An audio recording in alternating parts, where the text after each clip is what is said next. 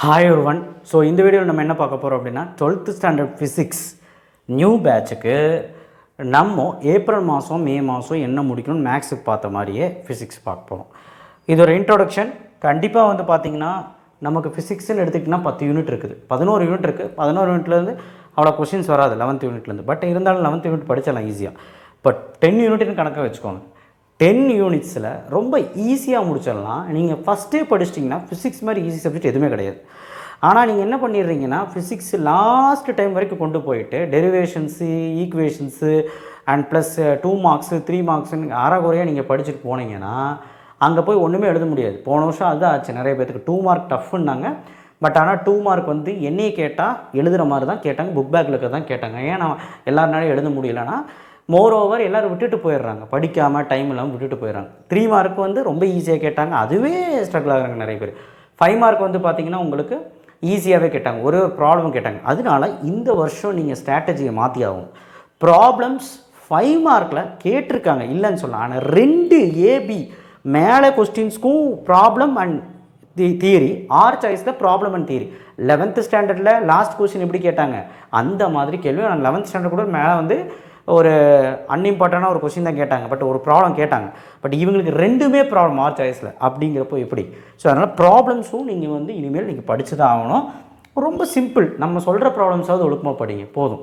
So இம்பார்ட்டண்ட்லாம் கொடுங்க sir அப்படின்னு அவசரப்படுறீங்க. Important படிக்கிறத விட சாப்டரை புரிஞ்சு படிக்கிறது நல்லது. ஏன்னா ஸ்டார்டிங் ஸ்டேஜ் இல்லையா?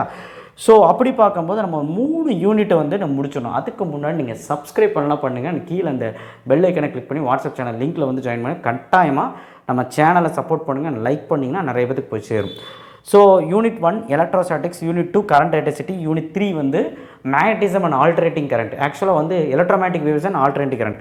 ஸோ இது வந்து பார்த்திங்கன்னா நான் தப்பாக சொல்லிட்டேன், 4th யூனிட் அது. தேர்ட் யூனிட் ஃபுல்லாகவே மேக்னட்டிசம். ஸோ இப்போ வந்து பார்த்திங்கன்னா யூனிட் 1 எடுத்துக்கிட்டிங்க அப்படின்னா பெரிய யூனிட், அது முடிக்க உங்களுக்கு நிறைய டைம் வேணும். நான் இங்கே வந்து 14 நாள் கொடுத்துருக்கேன். ஸோ இந்த 14 டேஸ் போதுமா அப்படின்னு கேட்டிங்கன்னா கம்மி தான். இருந்தாலும் ஒரு டைப் பண்ணி முடிச்சிருங்க. இது வந்து நல்லா படிக்கக்கூடிய குழந்தைங்க ஃபஸ்ட்டு பேஜ்லேருந்து படிச்சிருங்க. ரொம்ப டஃப்னு ஃபீல் பண்ணுறவங்க எக்ஸாம் ஓரியன்டாவது படிச்சிருங்க. எக்ஸாம் ஓரியன்டா 5 marks book back, 2 marks book back, 3 marks book back என்னெல்லாம் இருக்கோ அது முடிச்சிருங்க. லைன் பை லைன் படிச்சுட்டே வாங்க. ஸோ ஒரு டெரிவேஷன் போட்டு பார்க்குறேன், ஆக்சல் லைன், ஈக்குவட்டோர் லைன், பொட்டன்ஷியல், அதுக்கப்புறம் எனர்ஜி ஸ்டோரேஜ், இதுக்கப்புறம் இந்த மாதிரி நிறைய ஈக்குவேஷன்ஸ் இருக்கும். ஃபஸ்ட் லெசனில் டெரிவேஷன் தான் அதிகம். ஸோ இந்த டெரிவேஷன்ஸ் எல்லாமே நீங்கள் வந்து தயவு செய்து ஒர்க் அவுட் பண்ணுங்கள். கண்ணில் பார்த்தீங்கன்னா புரியாது, ஒர்க் அவுட் பண்ணுங்கள். சார் உங்கள் சேனலில் போட மாட்டிங்களா அப்படின்னு கேட்டால் ஏராளமான சேனல் இருக்குது. பட் நம்ம சேனலில் போடுவீங்களான்னு கட்டாயமாக போடுறேன். ஃபஸ்ட்டு இந்த ஏப்ரல் மாதத்துக்காவது நான் போடுறேன், ஃபாலோ பண்ணுங்கள். ஸோ நீங்கள் தொடர்ந்து ஃபாலோ பண்ணிட்டே இருந்தீங்கன்னா சப்போர்ட் பண்ணுவேன், சரிங்களா? ஸோ கண்டிப்பாக வந்து 5 மார்க்ஸ் மட்டுமாவது போடுறேன். 2 மார்க் 3 மார்க் நீங்கள் படிச்சுக்கோங்க. புக் பேக்கில் இருக்கிறது நான் மார்க் பண்ணி கொடுக்குறேன். ஃபஸ்ட் லெசன்லாம் என்ன அப்படிங்கிறது மார்க் பண்ணி கொடுக்குறேன். ஸோ ஏன்னா ஹெவி சாப்டர் இல்லையா, அதனால். ஸோ அடுத்தது வந்து யூனிட் 2 கரண்ட் எலக்ட்ரிசிட்டி. இது ஒரு மொக்க யூனிட் தான், சின்ன யூனிட்டு, ஈஸியாகவே படிச்சிடலாம். இதுலேயும் ஒரு 2 மார்க் 3 மார்க் 5 மார்க் வரும். இதுலேயும் ஒரு 2 மார்க் 3 மார்க் 5 வரும். பப்ளிக்கில் சொன்னேன். அப்போ இதில் வந்து நீங்கள் கவனம் செலுத்த வேண்டியது அதிகமாக செலுத்தணும். இதில் எப்படியோ இம்பார்ட்டனாவது படிச்சிருவீங்க. இம்பார்ட்டன்னா moreover book back cover பண்ணால் போதும். இதில் நீங்கள் புக்கின் எல்லாமே கவர் பண்ண ட்ரை பண்ணுங்கள். ஏன்னா சின்ன லெசன் நல்லபடியாக முடிச்சுருங்க. இதுக்குமே நான் ஒரு மே 3லேருந்து மே ஒரு 12 நாள் டைம் கொடுத்துருக்குறேன். மே 3லேருந்து மே 15 முடி டைம் கொடுத்துருக்கேன். நீங்கள் படித்து முடிச்சிருங்க. ரொம்ப சிம்பிள், ரொம்ப ஈஸி. ஒரு 5-6 5 மார்க் தான் இருக்குது.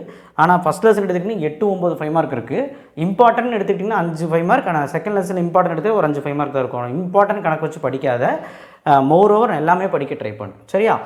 2 மார்க் 3 மார்க்கும் அப்படி தான். புக் பேக் மோஸ்ட்லி புக் பேக்கை நல்லா கவர் பண்ணுங்கள். ஏன்னா புக் பேக் என்ன சார் புக் பேக் இருக்கே புக்கின்னு கேட்க முடியாது, கேட்பான். ஆனால் புக் பேக் படிச்சுட்டு போனாலே எல்லாமே வந்துடும். ஆனால் எதுவுமே விடக்கூடாது அந்த மாதிரி. ஸோ அடுத்து யூனிட் 3, இதுவும் ஒரு பெரிய யூனிட்டு. இது வந்து மே 16 to 30 சொல்லியிருக்கேன். முடிக்க முடியலன்னா நீங்கள் ஜூன் வரைக்கும் கொண்டு போய்க்கலாம். ஸோ அதனால் 2 மார்க் 1, 3 மார்க் 1, 5 மார்க் 1 வரும் இதில் பப்ளிக்கில். இது ஒரு பெரிய யூனிட்டு. இதுலாம் பார்த்தீங்கன்னா 7-8 5 மார்க், கண்டிப்பாக 9 5 மார்க் இருக்கும். நான் சொன்னது நீங்கள் இனி புக்கின் புக் பேக் எல்லாம் சேர்த்துட்டிங்கன்னா ஒரு 10-12 5 மார்க் வந்துடும். 2 மார்க் 3 மார்க் எடுத்துக்கிட்டிங்கனாலே உங்களுக்கு வந்து 2 மார்க்கே ஒரு 15 2 மார்க் இருக்கும். 3 மார்க் ஒரு 7-8 3 மார்க் இருக்கும். ஸோ அதை பார்த்து நீங்கள் வரி பண்ண வேண்டாம். நான் வந்து இது மார்க் பண்ணி கொடுக்குறேன். அதையாவது ஒழுக்கமாக படிங்க.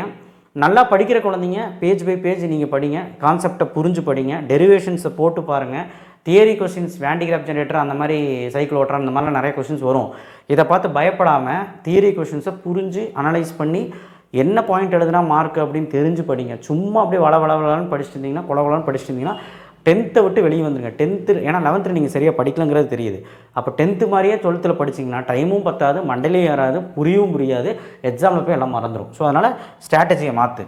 ஸோ கண்டிப்பாக நீங்கள் இந்த 3 யூனிட் முடிச்சாகணும். ப்ளஸ் ப்ராப்ளம் சொன்னாலும் முடிக்கலஞ்சு முடி, இல்லைனா நெக்ஸ்ட் மந்த் ஜூனில் முடிக்க ட்ரை பண்ணி unit 1, unit 2, unit 3 work out example problem mark பண்ணி தருவீங்களான்னு சார்னா இதுவும் உங்களுக்கு வந்து நான் இம்பார்ட்டன்ட் தரேன். எப்போ சார் இதெல்லாம் தருவீங்க அப்படின்னு கேட்டிங்கன்னா, இப்போ ஃபஸ்ட்டு நான் வந்து என்ன தர போகிறேன்னா, எடுத்தோடனே 3 யூனிட் தரமாட்டேன். இந்த சாப்டர் 1 யூனிட் 1க்கு மட்டும் நான் உங்களுக்கு ஒரு 2 to 3 டேஸில் தரேன். ஃபஸ்ட்டு நீங்கள் வந்து மேக்ஸோட கிராஸ் சீரிஸ் ஆரம்பிக்கலை, அதை ஆரம்பிச்சு விட்டுறலாம். ஸோ அப்போ உங்களுக்கு வந்து இது ஈஸியாக இருக்கும். ஸோ சைட் பை சைடு இது நம்ம பார்த்துடலாம். இதுக்கும் இம்பார்ட்டன்னா மேலே எது வந்து எக்ஸாம் ஓரியன்டாக வரும்னு சொல்லிட்டு கொஞ்சம் படிக்கிறதுக்கு உங்களுக்கு ஈஸியாக இருக்கும்ல, அதுக்காக சொல்கிறேன். அதனால் படிச்சுக்கோங்க. ஓகேவா? பை இம்பார்ட்டன்ட் 11th மாதிரியே படிக்கலாமான்னு கேட்டால் அப்படி மட்டும் பண்ணாதீங்க. ஏன்னா வந்து கொஸ்டின் பேப்பர் எப்படி எல்லாமோ கேட்குறாங்க. இப்போல்லாம் வந்து அவங்க வேறு லெவலில் சிபிஎஸ்சி லெவலில் கேட்டுக்கிட்டு இருக்காங்க. ஸோ அதனால் தயவுசெய்து அதை புரிஞ்சுக்கிட்டு நம்ம நல்லா படித்தா தான் கட் ஆஃப் மார்க் நல்லா எடுக்க முடியும். ஸோ ஃபிசிக்ஸை பொறுத்த வரைக்கும் இதுதான். ஸோ அதர் வீடியோவில் கெமிஸ்ட்ரி பற்றி பேசுவோம். கெமிஸ்ட்ரியும் ஆரம்பிச்சு விட்றலாம். ஸோ நீங்கள் வந்து தொடர்ந்து எங்கூட சேர்ந்து நீங்கள் படிக்க ஆரம்பிச்சிங்க அப்படின்னாலே போதுமானது. டெய்லி வந்து ஒரு மோட்டிவேஷன் உங்களுக்கு கொடுக்குறேன். டெய்லி வந்து மேக்ஸு கிராஷ் சீரிஸ் போடுறேன்னு சொல்லியிருக்கேன். டெய்லி எவ்வளோ சம் போட போகிறோம் தெரியுங்களா? மேக்ஸில் ஒரு 4லேருந்து 5 சம் தான், அவ்வளோதான். அது கூட கிடையாது. அதையாவது டெய்லி ஒர்க் அவுட் பண்ணுங்கள் எங்கூட சேர்ந்து. அண்ட் ஃபிசிக்ஸு ஒரு டெரிவேஷன்ஸ் தான் போட போகிறேன். அண்ட் கெமிஸ்ட்ரிலையும் கூட உங்களுக்கு புக்லேயே வந்து என்னெல்லாம் கான்செப்ட்டுன்னு சும்மா சொல்லிடுவேன். ஸோ நீங்கள் அதை பார்த்துக்கோங்க, அவ்வளோதான். That's it. தேங்க்யூ. ஷேர் பண்ணுங்கள், சப்ஸ்கிரைப் பண்ணுங்கள், மறக்காம பெல் ஐக்கனை ப்ரெஸ் பண்ணுங்கள். தொடர்ந்து நம்ம சேனலில் பாருங்கள். இந்த 2 மாதம் நீ ஒன்றும் பெருசாக படிக்கணும்னு அவசியம் இல்லை. தமிழ்லேயும் உனக்கு போர்ஷன்ஸ் கம் பண்ணிட்டாங்க, இங்கிலீஷும் ஈஸி. ஸோ அதனால் நீ படிக்க வேண்டியது ஃபுல்லாக core subject physics, chemistry, maths தான். இதே கான்சன்ட்ரேட் பண்ணு. ஒருவேளை நீட்டுக்கு பேராமெடிக்கல் ட்ரை பண்ணுறேன்னா பயாலஜியும் சேர்த்து படிக்க ஆரம்பிச்சிரு. பயாலஜிக்கு என்ன ஸ்ட்ராட்டஜின்னு அடுத்த வீடியோ வர வீடியோவில் சொல்கிறேன். ஓகேவா? ஸோ தொடர்ந்து நம்ம சேனலை பாருங்கள். தேங்க்யூ.